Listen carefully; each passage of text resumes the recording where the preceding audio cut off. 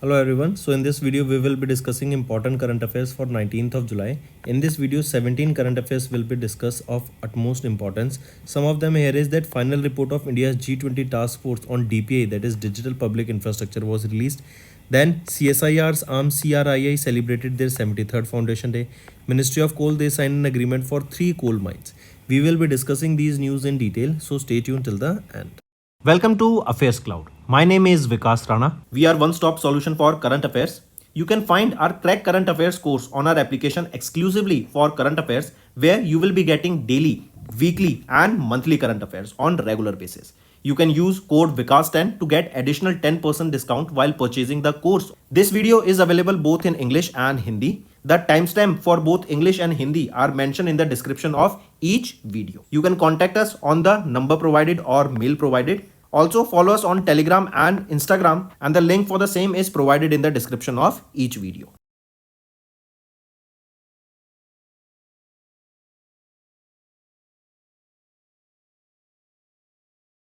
Also students, this is our homework section's free subscription contest. Follow the procedure and win full 1 year Affairs Cloud Current Affairs subscription. Also students, we have started a new initiative that is of handwritten notes. It is helpful to understand the news daily, time saving and very useful for your revision. Now students, let's move to the demo question. This will be giving you an insight about how important the option revision is. Question asked here is, who has been recently elected as the president of Rwanda? So if you look at the options here, Paul Kagame has been appointed as the president of Rwanda. If you look at other options here, Andrej Plenkovic. Remember Andrej Plenkovic, he is 54 years of age and he is the current Croatian Prime Minister and the President of the Croatian Democratic Union, and he has been appointed as the PM designate. He has been appointed as the PM designate of the Republic of Croatia, and he will be in this position for the next 3 years. If we talk about Gitanas Nausėda, remember elected as the President of the Republic of Lithuania. And this will be a second 5-year term here. Correct, that is from 2024 to 2029. Then if we talk about Matamela Cyril Ramaphosa, South African Parliament has re-elected Matamela Cyril Ramaphosa as the President of South Africa. Right? So these are your option revision friends. For more such content, you can visit our daily current affairs quiz that is available in 2 platforms. First is mobile application, that is Careers Cloud mobile application, and second is our website careerscloud.in. We aims to cover 15 questions via handwritten notes in upcoming bank exams. These handwritten notes are available on daily current affairs content PDF at our mobile application and website careerscloud.in. Only our Crack Current Affairs subscribers will be able to access these handwritten notes. A sample PDF of the handwritten notes will be available in the description. Next, we are talking about national affairs. Recently, a final report of India's G20 task force on digital public infrastructure was released, and this report aims to strengthen the digital public infrastructure worldwide. Right, we know that India, being the largest populated country in the world, is able to cater their population at a very good scale. Right, we launched UPI facility that helps in transaction. Then Aadhaar card is there for identification. Then your e-sign facility is there, DigiLocker facility is there. Right, with this, these are all your digital infrastructure. Right, that are services provided online. So with this, India is on the front foot and it is leading in the digital public infrastructure. And this report also states that the final report of India's G20 task force on digital public infrastructure was released. Right, these digital public infrastructure, they help to accelerate the economic progress. They helps in improving the transparency. Right, and also they make sure that all the services are provided to each and every individual who are connected to internet. Correct. So if we talk about this report here, you can see some key insights here. The report emphasizes the need for the global standards and multinational collaboration to foster the DPI ecosystem. Then it underscores the importance of national digital infrastructure for economic progress, and this will play a key role in defining the future course of the DPI approach and actions for the global implementation. Correct. Next is Niti Aayog. They have reconstituted a 4 full-time members and 15 union ministers, including from the NDA alliance. I repeat, PM Narendra Modi has approved the revised composition of Niti Aayog with 4 full-time members and 15 union ministers that include the members from NDA alliance. Correct. Here PM remains the chairperson, and economist Suman K. Berry will be the vice chairperson of Niti Aayog. Correct. Take a note of this. Moving on. Next is PSA Professor Ajay Kumar Sood has launched a report on e-mobility research and development roadmap for India. I repeat, PSA. What is PSA? Principal Scientific Advisor, right? And it is to the Prime Minister. So PSA Professor Ajay Kumar Sood has launched a report on e-mobility research and development roadmap. Correct. We know that we are talking about zero emissions, right? We are talking about green energy. That is green hydrogen. Also, we are talking about, right? So in order to make sure that there is research and development in the e-mobility, that is electric mobility sector, right, that aligns with the India's goal of energy independence by 2047. Correct. And India wants to achieve zero carbon emission by 2070. Also, we are seeing that multiple research and development is going in the field of renewable energy sector, right, where we can use renewable energy in the mobility sector, as mobility or especially if we talk about trucks, right, these are one of the major source of logistic, and they also create a huge amount of pollution. So if we change the fuel type of these trucks, then we can save a lot of on the carbon dioxide that is released into the atmosphere. Correct. So we will be talking about a proper roadmap for this e-mobility. For this, we'll make sure that there are proper energy storage cells. Then various materials for recycling is also available. Then we will make sure that the electric vehicles, the charging stations are there for them at a distance. And also electric mobility, one of the key problems that this sector faces, that is charging duration, right? We know the range for these electric vehicles, they comes around 300, 400, 500 kilometer. Correct. And when we have to charge them, it takes a lot of time. So how can we increase the range and reduce the charging duration? It will also be one of the major aspect of it. Next we talk about CSIR's arm, CRII. They are celebrating their 73rd foundation day. So CSIR, that is Council of Scientific and Industrial Research, and their arm, Central Road Research Institute, that is CRRI, right? They celebrated their 73rd foundation day. It was celebrated on 16th of July. It was at the CRRI auditorium in New Delhi. Here you can see the idea for CRRI was first discussed at 1943 conference of chief engineers in Nagpur, Maharashtra. It was later approved by CSIR general body in March 1950 under the guidance of Sir Shanti Swarup Bhatnagar, the first DG of CSIR, on 16th of July 1992. Correct? Take a note of this. And this, remember this CRRI, this is a premier national laboratory that is engaged in carrying out various research and development projects on design, construction and maintenance of road and runways. Next is Ministry of Coal. They have signed an agreement for 3 coal mines. I repeat, Ministry of Coal, they have recently signed they have recently signed an agreement for 3 coal mines. Right, these 3 coal mines are in Angul district, Odisha, that were auctioned under the second attempt of the 77th round. Right, so remember there are the 3 coal mines. If we talk about these 3 coal mines, which are these coal mines? First is Machhakata coal mine. Second is Kudanali Lubri coal mine, and third is Sakhi Gopal B Kakuri gold mine. Right, these are the 3 coal mines for which Ministry of Coal has recently signed an agreement. Right, then there will be auction of these 3 mines, and the commercial auction of these 3 mines will generate an approximately 2,991 crore rupees. Next, if we are talking about international affairs, climate change disrupting the education outcomes, increasing learning losses according to the GEM report. See, remember, GEM is your Global Education Monitoring Report, and they have released a report that highlights that how climate change is disrupting the education outcomes and increasing the loss in this sector. Also, if you remember, recently a data was released that stated that because of the rise in temperature and climate change, India will be losing almost 20 to 30% of their daily working hours. Right, this was an additional report. But if we come back to this report released by GEM, this stated that the climate change is disrupting the education outcomes and increasing the learning loss. These climate related stressors include heat, wildfires, flood, droughts, disease, etc. And most low and middle income countries face the climate related school closures annually that risk the learning output. We also see, for example, there is a heavy flooding in any area. So because of that flooding, we will be seeing that the education institutions in that area will be closed. Even when you saw that during COVID-19, though all the classes were happening in an online format, but the schools were closed, and that also impacted the education of children. Moving on, This report was compiled by UNESCO, Monitoring and Evaluating Climate Communication and Education MCCE project and University of Saskatchewan in Canada.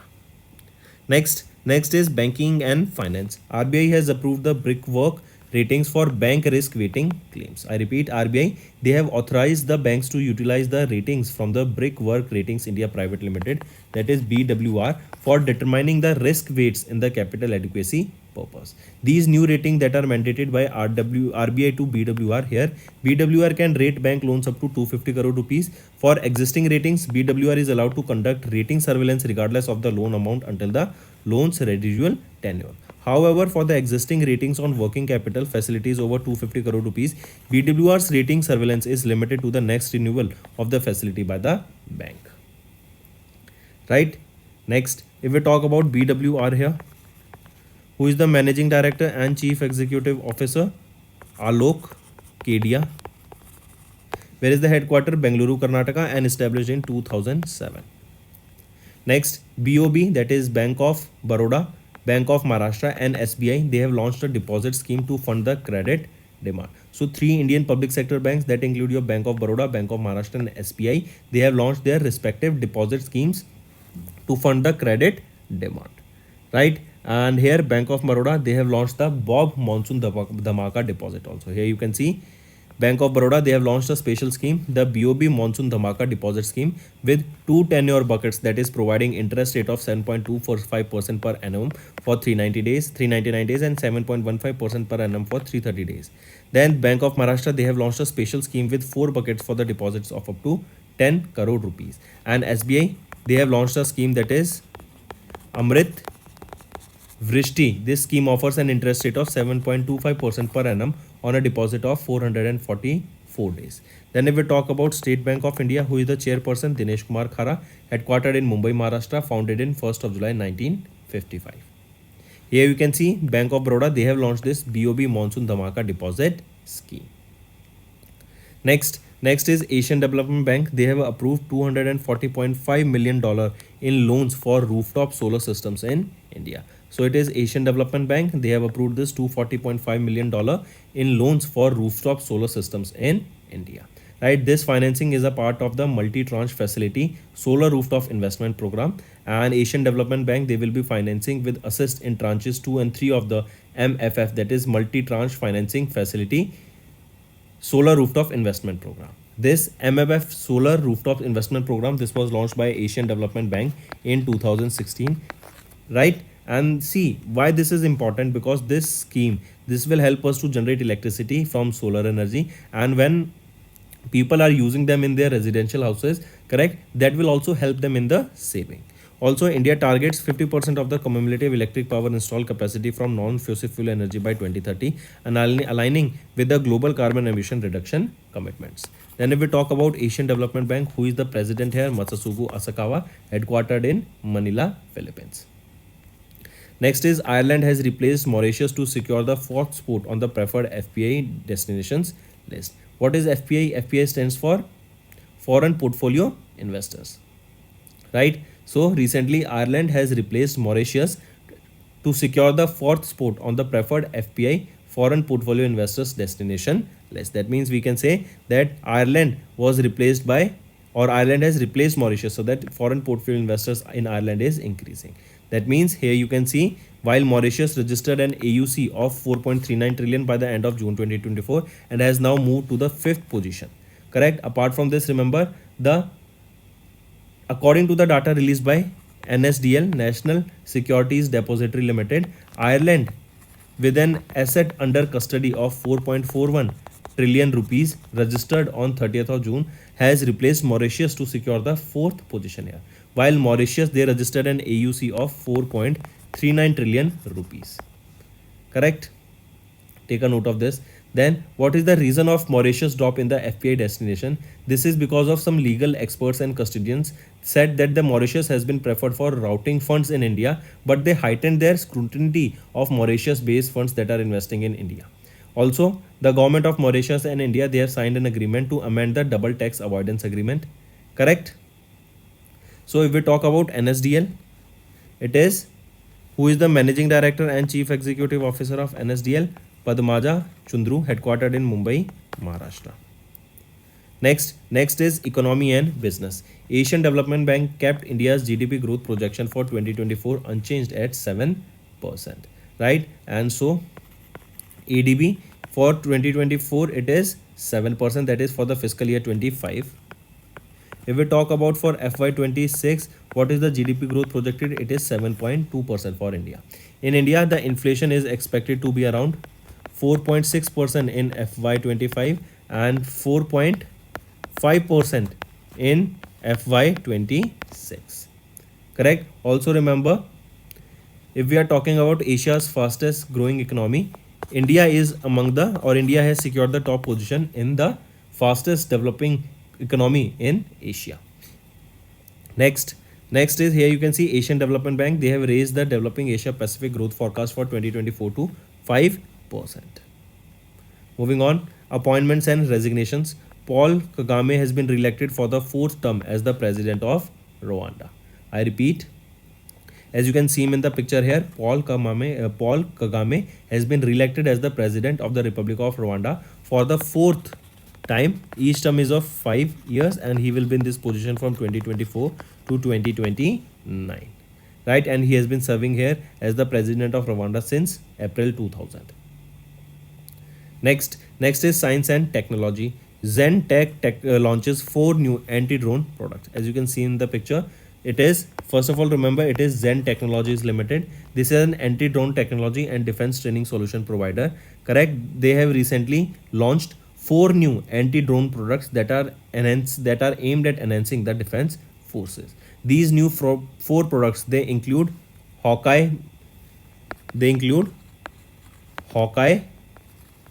Barbaric, then it include Sthir Stab 640 and artificial intelligence power robot Prastha also, right? These are your anti-drone products. They have been launched by Zen Technologies Limited, right? Take a note of this. So Prastha, then Sthir Stab 640, then Barbaric and your Hawkeye. These are the things that has been recently launched by Zen Technologies, and headquarter of Zen Technology is in Hyderabad, Telangana.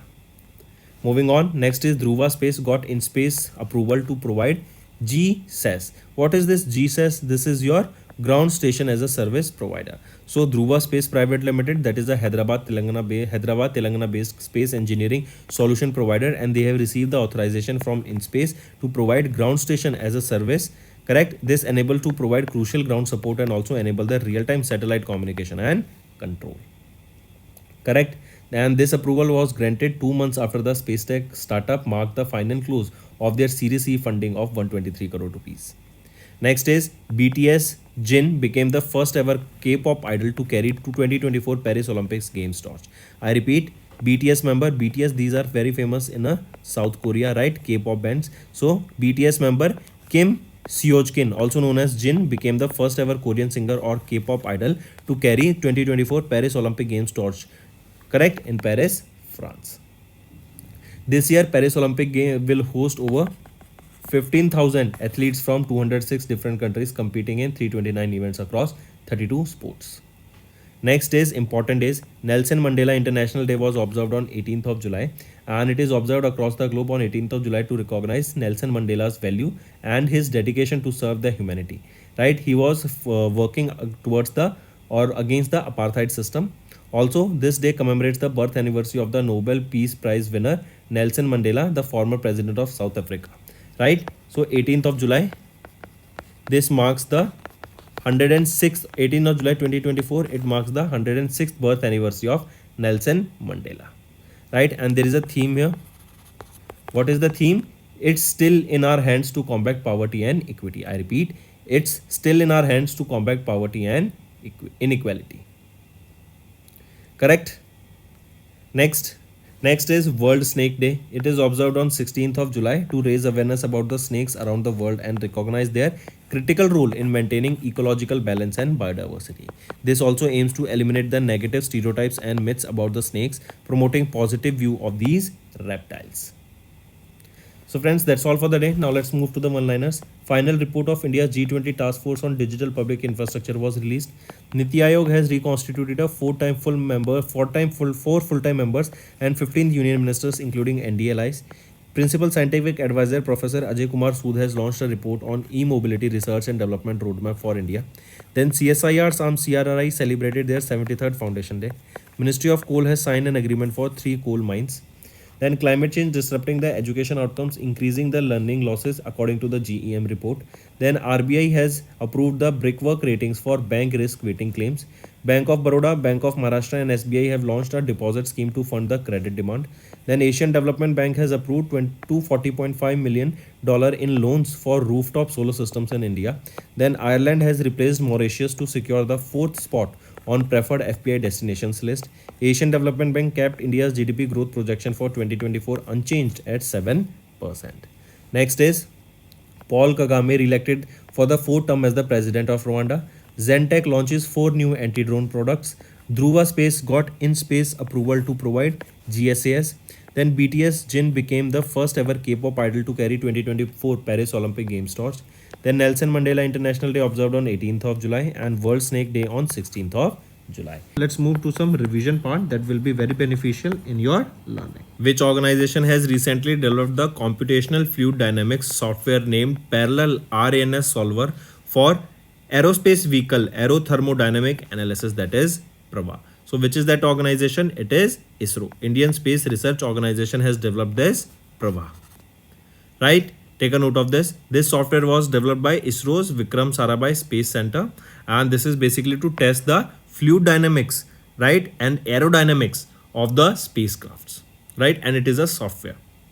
Then if we talk about HAL, Hindustan Aeronautics Limited, HAL has delivered 2 Dornier 228.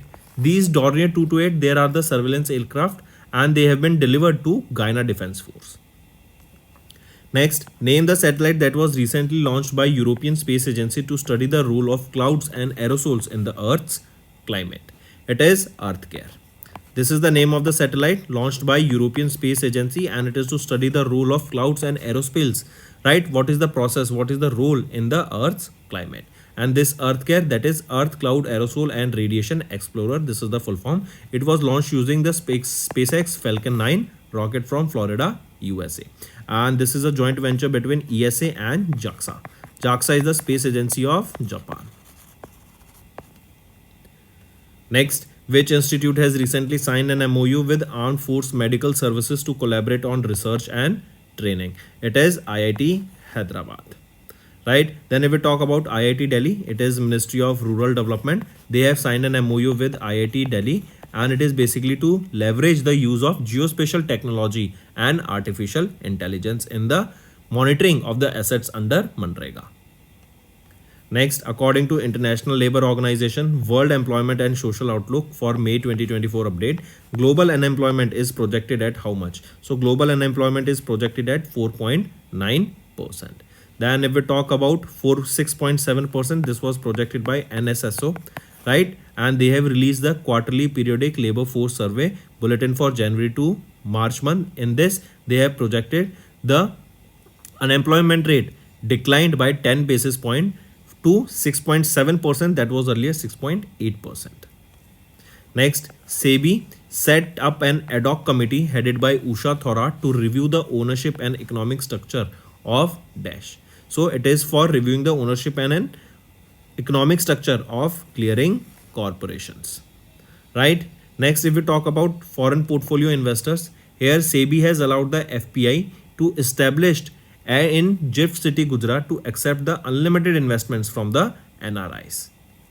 Next, name the mobile application that was launched on the occasion of World Environment Day, that is on 5th of June, to monitor the real-time air quality index. It is AirPrava, right? It is to monitoring the real-time air quality index and it was launched on World Environment Day. It was launched by whom? It was launched by Ministry of Electronics and Information and Technology. Next, apart from this, remember, Government of India has also designated Bihar's Nagi Bird Sanctuary and Nakti Bird Sanctuary. Nagi Bird Sanctuary and Nakti Bird Sanctuary of as wetlands of the international importance, and these comes under the Ramsar convention, right? So they have been declared as Ramsar sites.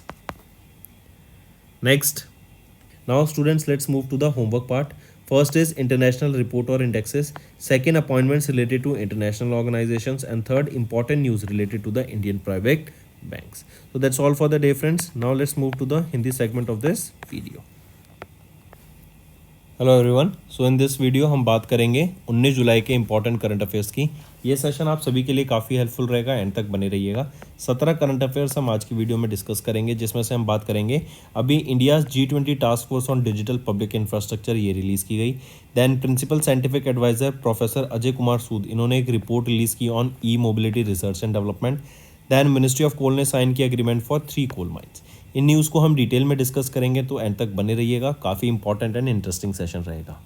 Welcome to Affairs Cloud. My name is Vikas Rana. We are one-stop solution for current affairs. You can find our Crack Current Affairs course on our application exclusively for current affairs, where you will be getting daily, weekly and monthly current affairs on regular basis. You can use code Vikas10 to get additional 10% discount while purchasing the course. This video is available both in English and Hindi. The timestamp for both English and Hindi are mentioned in the description of each video. You can contact us on the number provided or mail provided. Also follow us on Telegram and Instagram, and the link for the same is provided in the description of each video.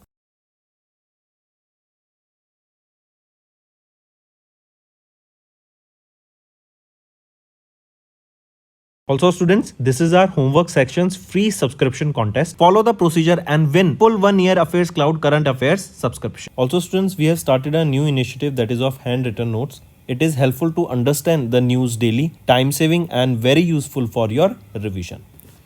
अब आ जाते हैं friends demo question पर, जो आपको बताएगा कि why the option revision is very important. Question है, who has been recently elected as the president of Rwanda. तो किनको अपॉइंट किया गया है प्रेसिडेंट ऑफ रवांडा? वो है Paul Kagame, right? Take a note of this. फिर इसी के अलावा बात करें ऑप्शंस की, तो एंड्रेस प्लेनकोविक, इनको रिसेंटली अपॉइंट किया गया as the PM designate of the Republic of Croatia, और इनको इस साल 3rd कॉन्सिक्यूटिव ये इनका टर्म रहेगा। देन यहीं पे गीतानास नौसेडा की बात करें तो इनको इलेक्ट किया गया as the president of Republic of Lithuania. President बनी है रिपब्लिक ऑफ लिथुआनिया की, एंड ये इनका 2nd टर्म रहेगा। हर टर्म 5 साल का होता है। देन माटामेला साइरिल रमफोसा की बात करें तो इनको री इलेक्ट कर लिया गया as the president of South Africa for the 2nd term. तो दोस्तों ये थे हमारे ऑप्शन रिवीजन। ऐसे ही ऑप्शंस को रिवाइज करने के लिए आप हमारी डेली करंट अफेयर क्विज को अटेम्प्ट कर सकते हैं। 2 जगह पे अवेलेबल है। पहला है कैरियर्स क्लाउड मोबाइल एप्लीकेशन, जो कि गूगल प्ले स्टोर पे अवेलेबल रहेगी एंड्रॉयड यूजर्स के लिए, एंड दूसरा है हमारी वेबसाइट जो कि है careerscloud.in। ये ऑप्शन रिवीजन एंड ये करंट अफेयर क्विज आपके लिए बहुत बेनिफिशियल रहेगी, माइंड मैपिंग में हेल्पफुल रहेगी, एंड इवन जो कॉम्पिटिटिव एग्जाम्स होते हैं उनमें भी आपकी बहुत ज़्यादा हेल्प करने वाली है। We aims to cover 15 questions via handwritten notes in upcoming bank exams. These handwritten notes are available on daily current affairs content PDF at our mobile application and website careerscloud.in. Only our Crack Current Affairs subscribers will be able to access these handwritten notes. A sample PDF of the handwritten notes will be available in the description. फिर आ जाते हैं national affairs पर। अभी एक final report release की गई of India's G20 task force on digital public infrastructure release. देखो DPI सबसे पहले समझो, डिजिटल पब्लिक इंफ्रास्ट्रक्चर वो क्या है कि जब हम ऑनलाइन सर्विसेज की मदद से आपकी ह्यूज पॉपुलेशन को कैटर कर सकें। हम जानते हैं इंडिया वर्ल्ड की मोस्ट पॉपुलेटेड कंट्री है, तो इसको अगर हमें सर्विसेज प्रोवाइड करानी है, हमें इसको प्रॉपर मैनेज करना है, तो हमें डिजिटली जाना पड़ेगा। और आपने देखा UPI, आधार कार्ड, ई-साइन, डिजिलॉकर, राइट, ये सारी फैसिलिटीज़ दिखाती हैं कि इंडिया बेशक हम सबसे ज़्यादा पॉपुलेटेड कंट्री हैं, बट हमने इन सर्विसेज की मदद से अपनी पॉपुलेशन को अच्छे से कैटर किया। और इसी को ध्यान में रखते हुए यहाँ पे एक फाइनल रिपोर्ट रिलीज़ की गई है India's G20 task force on DPI infrastructure की, कैसे हम डिजिटल इंफ्रास्ट्रक्चर से जो इकोनॉमी है उसको एक्सेलरेट कर सकते हैं, उसमें ट्रांसपेरेंसी ला सकते हैं, राइट, एंड ग्लोबली हम उसको इम्प्लीमेंट करके और अच्छी तरीके से एक बेटर इकोसिस्टम बना के ग्रो कर सकते हैं। ठीक है, मार्क करके चलेंगे। नेक्स्ट, ये आप देख सकते हैं final report of India G20 task force on DPI released in New Delhi. The report aims to strengthen the foundation of DPI worldwide. India में तो हमने इंप्लीमेंट कर ही लिया, अब हम इसको ग्लोबली भी ले जाना चाहते हैं। नेक्स्ट आ जाता है, नीति आयोग इन्होंने रिकॉन्स्टिट्यूट किए 4 full time members and 15 union ministers including from NDA alliance. I repeat, NITI Aayog reconstituted with 4 full time members and 15 union minister. जो नीति आयोग है ये हेड, इनके यहाँ पे चेयरपर्सन कौन रहते हैं, वो है नरेंद्र मोदी जी, क्योंकि अभी प्राइम मिनिस्टर हैं। एंड इन्होंने रिकॉन्स्टिट्यूट किया नीति आयोग को 4 full time members and 15 union minister से, जिसमें हम देखेंगे बीजेपी लेड एनडीए अलायंस के भी यहाँ पे मिनिस्टर्स रहेंगे। पीएम कौन है, of the PM remains the chairperson. And यहीं पे वाइस प्रेसिडेंट चेयरपर्सन कौन रहेंगे, नॉट प्रेसिडेंट, वाइस चेयरपर्सन सुमन के बेरी यहाँ के वाइस चेयरपर्सन रहेंगे ऑफ नीति आयोग। ठीक है, चलिए नेक्स्ट पे आते हैं। नेक्स्ट है principal scientific adviser professor Ajay Kumar Sood. इन्होंने लॉन्च की एक report on e mobility research and development road map for India. तो प्रोफेसर अजय कुमार सूद इन्होंने लॉन्च किया e mobility research and development, कि जो हमारी इलेक्ट्रिक मोबिलिटी है उसके ऊपर काम किया जाए। देखो एक आप इस कंसेप्ट को ऐसे समझिए, जब लॉजिस्टिक सेक्टर जो होता है, मतलब ट्रांसपोर्ट का सेक्टर है, एक जगह से दूसरी जगह गुड्स ले जाने के लिए लॉजिस्टिक्स, उसमें हम देखते हैं ट्रक्स को यूज़ करते हैं एंड ट्रक्स बहुत ज़्यादा पॉल्यूशन क्रिएट करते हैं, राइट, डीजल पे वर्क करते हैं। तो उसको हम अवॉइड करके क्यों ना हम ट्रक्स को ही, ये जो लॉजिस्टिक सेक्टर है यहाँ पे जो ई मोबिलिटी है उसको ला सकें एंड हम ग्रीन सोर्सेज ऑफ फ्यूल को यहाँ पे यूज़ कर सकें, जैसे ग्रीन हाइड्रोजन हो गया या इलेक्ट्रिसिटी यूज़ हो गया, राइट। तो इससे क्या होगा, एक तो क्लीन इन्वायरमेंट होगा। इवन जो हमारा टारगेट है गवर्नमेंट ऑफ इंडिया का कि हमें 2047 तक एनर्जी इंडिपेंडेंस चाहिए, as well as net zero emission का टारगेट है 2070 का, उसको हम अचीव कर सकें। ठीक है, चलिए नेक्स्ट आ जाते हैं। फिर आप देख सकते हैं road map document outlines the critical research initiative positioning India as a global leader in electric mobility, aligning with the India's global goals of energy independence by 2047 and net zero emission by 2070। Next पे आ जाते हैं CSIR का arm CRRI। CSIR क्या है, council of scientific and industrial research, and इनका arm CRRI है, central road research institute. इन्होंने भी सेलिब्रेट किया 73rd फाउंडेशन डे को। कब सेलिब्रेट किया, 16 जुलाई को ये सेलिब्रेट किया गया था at CRRI auditorium in New Delhi. And यहीं पे अगर हम देखें, the idea for the CRRI was first discussed at the 1943 conference of chief engineers in Nagpur, Maharashtra. It was later approved by CSIR general body in March 1990 under the guidance of Shri Shanti Swaroop Patnagar, the first DG of CSIR on 16th of July 1952. CSIR की अगर हम बात करें, president कौन रहेंगे, Narendra Modi, headquarter New Delhi में। Moving on, ministry of coal ने sign किया एक agreement for 3 coal mines, correct. इनका ऑक्शन होगा एंड इट इज़ एक्सपेक्टेड कि जो ऑक्शन होगा इन 3 कोल माइंस का, इससे अमाउंट जनरेट किया जाएगा, हैवी अमाउंट यहाँ से जनरेट किया जाएगा, जो कि आपके आगे यूज़ किया जाएगा। जो अमाउंट एक्सपेक्टेड है 2991 करोड़ रुपीज़ यहाँ पे जनरेट करने की बात की गई। 3 कोल माइंस के यहाँ पे ऑक्शन होंगे। 3 कोल माइंस कौन सी है, मच्छा काटा कोल माइन, फिर है कुडानली लूबरी कोल माइन, एंड फिर है सखी गोपाल बी काकुरी कोल माइन। ठीक है, चलिए इन 3 कोल माइंस का यहाँ पे प्रॉपर ऑक्शन हमें देखने को मिलेगा। एंड ये 3 कोल माइन का है Angul district of Orissa. Next आ जाता है इंटरनेशनल अफेयर्स पर। अभी climate change disturbing the education outcomes, increasing learning losses according to GEM, global education monitoring report के हिसाब से। देखो क्लाइमेट चेंज की वजह से क्या होता है, मान लो फॉर एग्जांपल लेके चलते हैं फ्लडिंग का, बाढ़ आ गई, तो फ्लडिंग से क्या होगा, उस एरिया में हम देखेंगे जो एजुकेशनल इंस्टीट्यूट्स हैं वो बंद हो जाएंगे जब तक वहाँ पे पानी नहीं निकल जाता। इवन फिर अगर हम देखें आपका अभी इंडिया का ही एग्जांपल लेके चलें तो बहुत ज़्यादा हीट वेव आने की मदद से आप देखते हैं जब हीट वेव आती है तो कई स्कूल्स को भी बंद कर दिया जाता है। तो उससे क्या होता है, बच्चों की जो एजुकेशन है उस पर काफ़ी ज़्यादा इफेक्ट पड़ता है, राइट। और यही डाटा भी रिलीज़ किया गया है जिसमें बताया ग्लोबल एजुकेशन मॉनिटरिंग रिपोर्ट ने कि क्लाइमेट चेंज जो इंडिया का एजुकेशन आउटकम है ना, उसमें काफ़ी ज़्यादा चेंज देखने को मिल रहा है एंड लॉस हमें काफ़ी देखने को मिल रहा है एजुकेशन में, करेक्ट। जैसे मान लो बाढ़ आ गई, कहीं पे सूखा पड़ गया, या कोई डिजीज़ फैल गई, वाइल्ड फायर्स हो गई वहाँ पर, गर्मी की वजह से भी हमें बहुत ज़्यादा देखने को मिल रही है दिक्कत। इवन अभी एक डाटा रिलीज़ किया गया था थोड़े टाइम पहले जिसने बताया कि इंडिया में आने वाले कुछ 4 से 5 सालों में हम देखेंगे कि 20-30% ऑफ द जो डेली वर्किंग आवर्स है ना, हमें उसमें रिडक्शन देखने को मिलेगा because of the rise in temperature. Moving on, next एक चीज़ और याद रखेंगे, जो रिपोर्ट है it was compiled by UNESCO, MCCE project and University of Saskatchewan in Canada। Next banking and finance पे आते हैं। तो RBI ने अप्रूव किया brick work ratings for bank risk weightage claims के लिए। आई repeat, RBI has authorise the banks to utilise the ratings from BWR for determining the risk weights in the capital adequacy purpose. यहाँ पे BWR provide करेगा credit rating for various financial instruments, जिसमें bank loans, non convertible debentures, commercial papers, bonds and scrutinised paper रहेंगे। ये जो new rating mandate provided by RBI to BWR, इसमें हम देखेंगे कि BWR can rate bank loans up to 250 crore rupees for existing ratings. BWR is allows to conduct rating surveillance regardless of the loan amount until the loans ready due tenure. ठीक है, फिर अगर मैं BWR की बात करूं तो chief executive officer Alok Kedia, headquartered in Bengaluru Karnataka, established in 2007।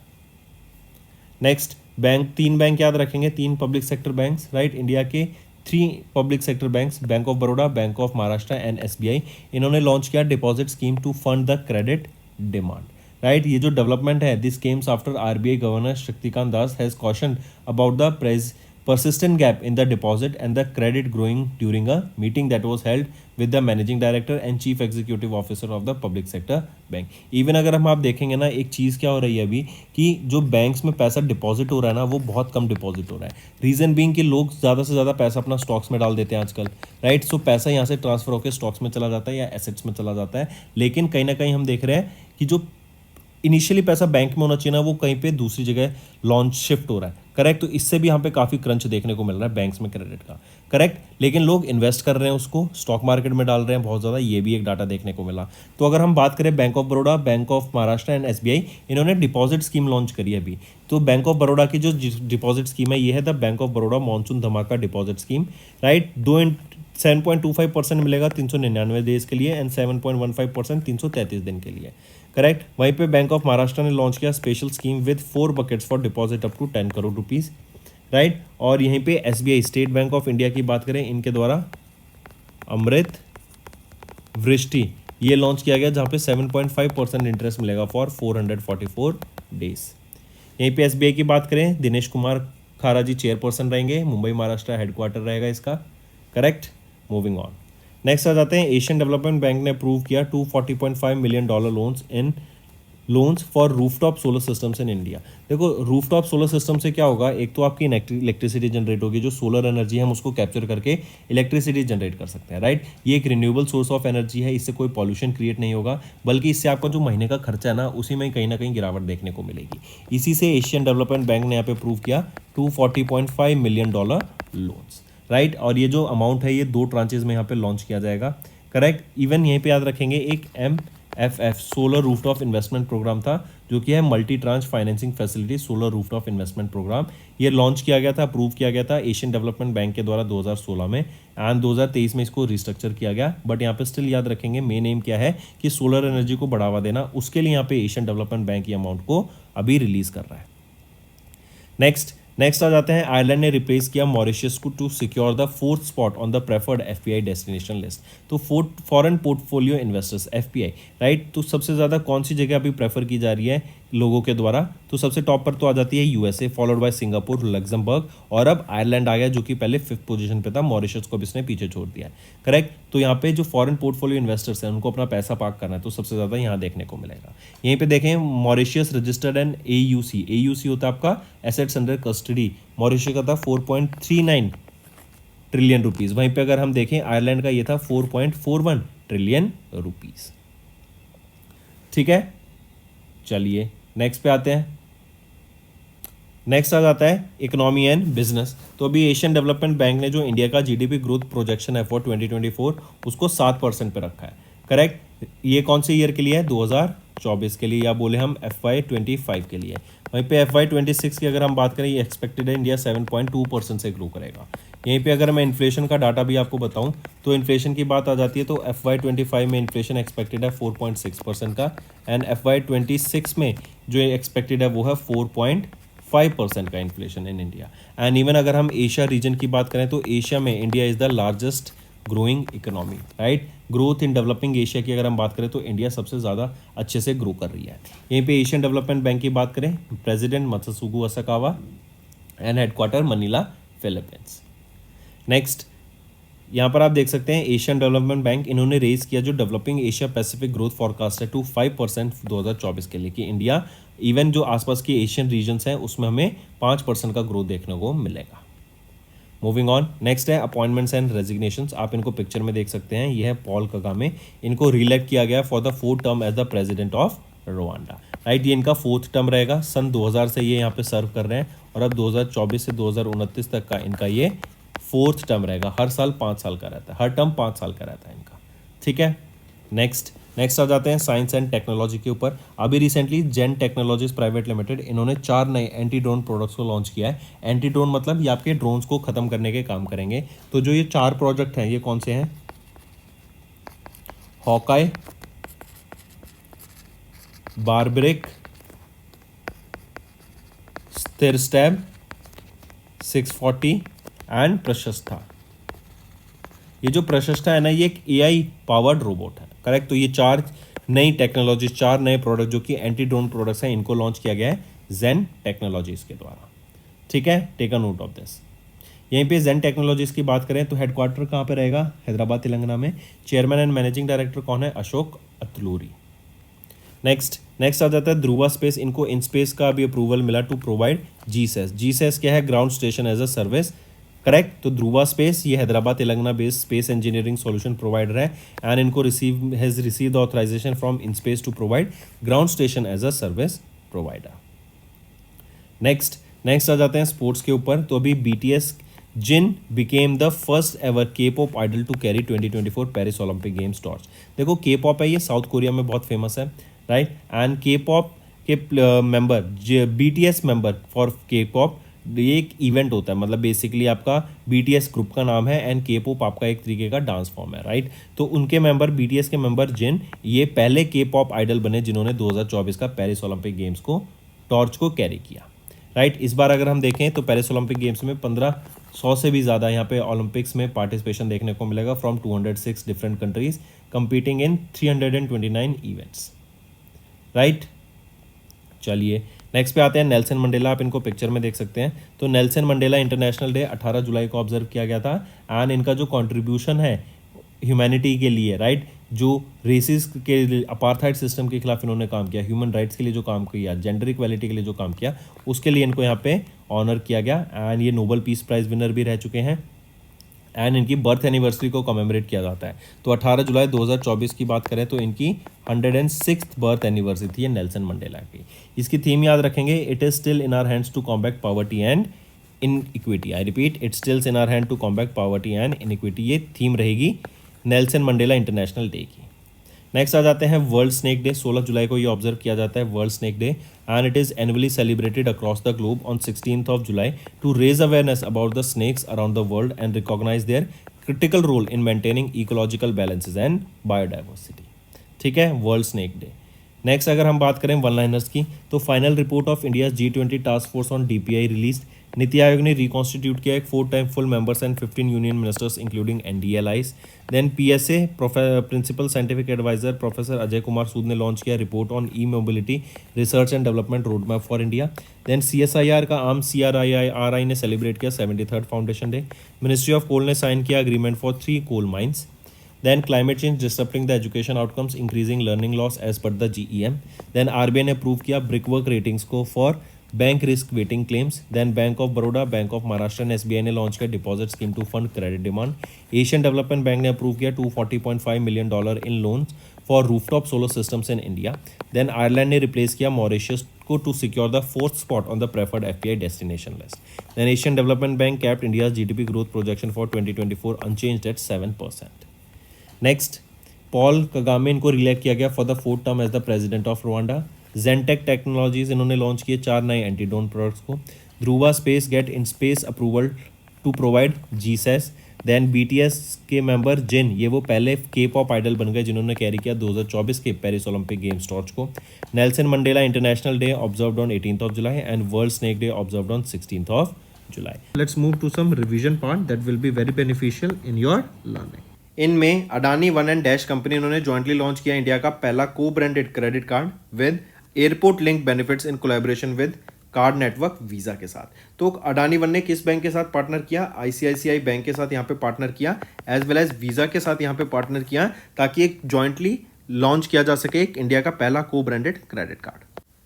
Next, who has been recently elected as the first women president of Mexico. तो मैक्सिको की पहली वीमेन प्रेसिडेंट कौन बनी है? वो है क्लॉडिया शेनबॉम, राइट। ये पहली वीमेन बनी है जो कि प्रेसिडेंट है मैक्सिको की। ये पोजीशन पे 6 साल के लिए रहेंगी एंड इनका टर्म 1 अक्टूबर से स्टार्ट हो जाएगा 2024 में। ये किनको रिप्लेस करेंगी? एंड्रेस मैनुअल लोपेज ओब्राडोर को ये रिप्लेस करेंगी। यहीं पे अगर मैं बात करूं नाडिया कैल्विनो की, राइट, नाडिया कैल्विनो ये एक स्पेनिश इकोनॉमिस्ट है एंड ये 8वीं प्रेसिडेंट बनी of European investment bank. Next, name the CNSA lunar probe जो recently made a soft landing on the moon's far side to collect and return samples. तो moon के far side पे इन्होंने land किया, collect किए samples और ये वापस आ गया। क्या नाम है इस मिशन का? ये है चैंग-ई 6। किसका है? चाइना नेशनल स्पेस एडमिनिस्ट्रेशन का। ठीक है, मार्क करके चलेंगे इसको। इसी के अलावा अगर मैं बात करूं PM1 जो कि है पेरेग्रिन मिशन 1, ये किसका है? नासा का।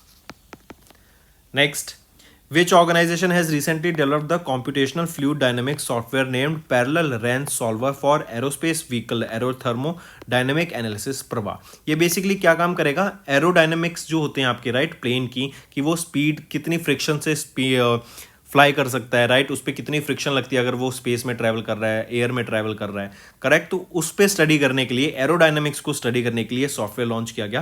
पूछा जा रहा है किसके द्वारा इस सॉफ्टवेयर को डेवलप किया गया था, लॉन्च किया गया? इसरो के द्वारा इसको लॉन्च किया गया है।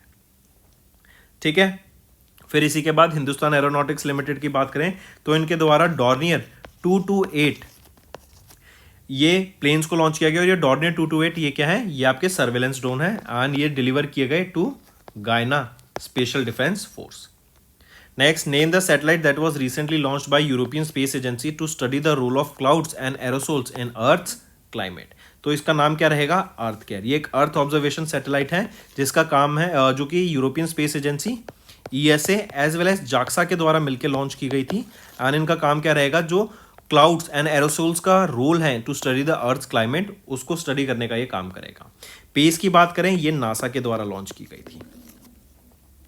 नेक्स्ट, किस इंस्टीट्यूट ने रिसेंटली साइन किया एक memorandum of understanding with armed force medical services to collaborate on research and training? तो यह है IIT Hyderabad, right. IIT Hyderabad ने अभी एक MOU साइन किया किसके साथ? आर्म्ड फोर्स मेडिकल सर्विसेज के साथ, ताकि कोलैबोरेट किया जा सके ऑन रिसर्च एंड ट्रेनिंग। वहीं पे IIT दिल्ली इन्होंने मिनिस्ट्री ऑफ रूरल डेवलपमेंट के साथ यहाँ पे एक MOU साइन किया ताकि जो जियोस्पेशल टेक्नोलॉजी है, आर्टिफिशियल इंटेलिजेंस है, उसको लेवरेज करके जो एसेट्स है मनरेगा के अंडर उसके ऊपर मॉनिटर किया जा सके। Next, according to international labour organisation world employment and social outlook for May update 2024, जो ग्लोबल एम्प्लॉयमेंट है it is projected at how much %? तो global employment is projected at 4.9%। ठीक है, नेक्स्ट आ जाते हैं सेबी के द्वारा सेटअप की गई एक एडॉक कमेटी जो कि हेड की जाएगी उषा थोराट जी के द्वारा to review the ownership and economic structure of what? It is for the clearing corporations. तो उषा थोराट इस सेबी की एडॉक कमेटी को हेड करेंगी। Next, name the mobile application that was launched on the occasion of world environment day, जो कि 5 जून को observe किया जाता है to monitoring the real time air quality index. तो क्या नाम रहेगा? एयर प्रभा। ये आपका रियल टाइम मॉनिटर करेगा एयर क्वालिटी को, कितना PM आपका पार्टिकुलेट मैटर है, राइट, कितना पॉल्यूशन है, उसको ऑब्जर्व करने के लिए, उसको रियल टाइम में मॉनिटर करने के लिए ये लॉन्च किया गया। नेक्स्ट, किस ऑर्गेनाइजेशन ने रिसेंटली अभी United Nations world summit on the information society का चैंपियन अवार्ड जीता at the WSIS+20 forum in Geneva, Switzerland? तो CDOT के द्वारा जीता गया, centre for development of advance telematics या फिर centre for development of telematics के द्वारा। ठीक है, take a note of this. Next, किस इंश्योरेंस कंपनी ने रिसेंटली उनको अप्रूवल मिला from RBI to acquire 70% stake in Kotak Mahindra general insurance company limited for 5,560 crore rupees? तो किस कंपनी को यहाँ पे अप्रूवल मिला? वो है ज़ुरिच इंश्योरेंस कंपनी लिमिटेड को, कि ये 70% स्टेक एक्वायर कर सकते हैं in Kotak Mahindra general insurance company limited 5,560 crore रुपए के लिए। देन यहीं पे SBI इंश्योरेंस कंपनी की बात करें तो इनके द्वारा आइडिएशन एक्स को यहाँ पे लॉन्च किया गया। ये आइडिएशन एक्स बेसिकली एक इनिशिएटिव है जो ट्रांसफॉर्म करेगा future of insurance industry. Next, किस कंट्री ने रिसेंटली वो 42nd कंट्री बन गई है जिन्होंने नासा का आर्टेमिस अकॉर्ड को अभी साइन किया? आर्टेमिस अकॉर्ड क्या है? Basically peaceful exploration of space के लिए। तो कौन सी कंट्री बन गई है 42nd country to join this? वो है स्लोवाकिया। अगर यहीं पे मैं बात करूँ 41st कंट्री कौन सी है, तो वो है पेरू, जिन्होंने इसको ज्वाइन किया है। Next, India, South Korea, Japan and USA and European Union, इन्होंने लॉन्च किया एक alliance to put joint efforts to build a resilient supply chain in the dash sector. तो फार्माक्यूटिकल सेक्टर में ये एक रेजिलियंट सप्लाई चेन बनाने का काम करेंगे। नेक्स्ट आ जाते हैं, who has recently became the first person to spend 1000 commemorative days in space. तो 1000 डेज कमेमोरेटिव स्पेंड करने वाले व्यक्ति ओलेग दिमित्रोविच कोनोएन्को ये बन गए हैं, जिन्होंने 1000 दिन पूरे किए। एंड ये भी इंटरनेशनल स्पेस स्टेशन पे काम कर रहे हैं। ये 23 सितंबर में 2024 को वापस आएंगे, और जब ये वापस आएंगे तो 1110 दिन हो जाएंगे एंड ये वर्ल्ड रिकॉर्ड होगा। Next, which fintech platform has recently partnered with Picme to enable UPI based payments for Indian travelers in Sri Lanka? तो वो है फोनपे। फोनपे ने पार्टनर किया यहाँ पे पिकमी के साथ। पिकमी के साथ साथ एक और ऑर्गेनाइजेशन के साथ इन्होंने पार्टनर किया था, वो है लंका पे, ताकि जो इंडियन ट्रैवलर्स हैं जो श्रीलंका में ट्रैवल कर रहे हैं उनको यूपीआई पेमेंट एनेबल की जा सके। Next, name the new satellite mission that is set to be launch in 2025 by ISRO in collaboration with CNES। उसका नाम क्या रहेगा, तो वो है तृष्णा, राइट। तृष्णा उस मिशन का नाम रहेगा। तृष्णा क्या है, thermal infrared imaging satellite for high resolution natural resources assessment. ठीक, यहीं पे अगर मैं बात करूं पेस की, पेस किसके द्वारा हमने देखा था, नासा के द्वारा लॉन्च किया गया था। एंड अर्थ ऑब्जर्विंग सैटेलाइट रहेगी ये। पेस की फुल फॉर्म है plankton aerospace plankton aerosol cloud ocean system. Next, name the Indian footballer जिन्होंने अभी अपनी रिटायरमेंट अनाउंस कर दी from international football after FIFA world cup qualifier match against Kuwait. तो सुनील छेत्री काफी फेमस इंडियन फुटबॉलर हैं, 39 ईयर्स के हैं एंड इन्होंने अभी अपनी अनाउंसमेंट कर दिया रिटायरमेंट। रघुराम अय्यर जी की यहाँ पे बात करें तो ये इनको अपॉइंट किया गया है CEO of Indian Olympic association. Next, which of the following has become the top Indian port in the world bank's container port performance index 2023 with 19th position in the ranking. तो world में इसकी 19th position है। ये है Visakhapatnam container terminal private limited, Andhra Pradesh में है and 19 है and top 20 में आने वाला ये एक लौता इंडियन पोर्ट रहेगा। इसी के अलावा अगर मैं मुंद्रा पोर्ट की बात करूं तो मुंद्रा पोर्ट की रैंक क्या रहेगी यहाँ पे 27। टॉप 20 में और टॉप 50 में इंडिया के सिर्फ 4 पोर्ट्स आते हैं यहाँ पर। ठीक है, मुंद्रा पोर्ट कहाँ पर है, ये आपका गुजरात में है।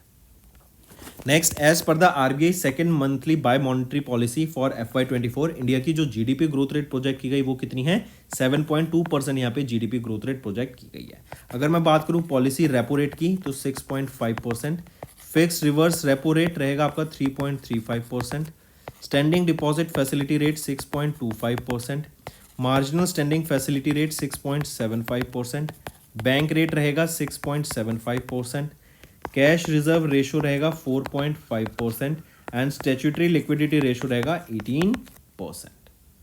नेक्स्ट आ जाते हैं, name the former Cameroonian prime minister who was elected as the president of the 79th session of United Nation general assembly. वो है फिलेमॉन यांग। ये सक्सीड किनको करेंगे, he will succeeding the ambassador Dennis Francis of Trinidad and Tobago. Next, who has been recently assumed the charge of the additional charge of the Director General of Employee State Insurance Corporation। तो किन्होंने additional charge अभी लिया है of the director general of employ state insurance corporation का, वो है Kamal Kishore Soan. Next, who won the Norway chess 2024 title by defeating grand master Fabiano Caruana of USA। 27 में से 7 जून तक ये इवेंट हुआ था, कहाँ पर, नॉर्वे में हुआ था। तो किन्होंने ये जीता है, ये जीता है मैग्नस कार्लसन के द्वारा, जो कि वर्ल्ड के नंबर 1 चेस प्लेयर है। Next, who has recently one the F1 Canadian grand pics 2024 का टाइटल। तो ये भी किसके द्वारा जीता गया, मैक्स वर्स्टैपन के द्वारा जीता गया। रेडबुल के लिए ड्राइव करते हैं, बेल्जियन डच ड्राइवर हैं एंड इन्होंने अभी कैनेडियन ग्रैंड पिक्स टाइटल को जीत लिया है। ये इनका 60th फॉर्मूला 1 टाइटल रहेगा, राइट। यहीं पे लैंडो नॉरिस की बात करें, ये इंपॉर्टेंट है, क्यों, क्योंकि इनके द्वारा पहली बार पोडियम पे फर्स्ट पोजीशन पे फिनिश किया गया इन मियामी ग्रैंड पिक्स और इन्होंने किनको हराया था, मैक्स वर्स्टैपन को। तो दोस्तों ये थे हमारे आज का इंपॉर्टेंट सेशन। अब आ जाते हैं वन लाइनर्स होमवर्क पर। पहला है इंटरनेशनल रिपोर्ट्स एंड इंडेक्स, दूसरा है appointments related to international organisations and तीसरा है important days related to Indian private bank. तो दोस्तों सेशन पसंद आया तो वीडियो को लाइक करना एंड कमेंट करके ज़रूर बताना आपके क्या व्यूज़ रहेंगे। Correct, that's all for the day. Thank you and have a nice day.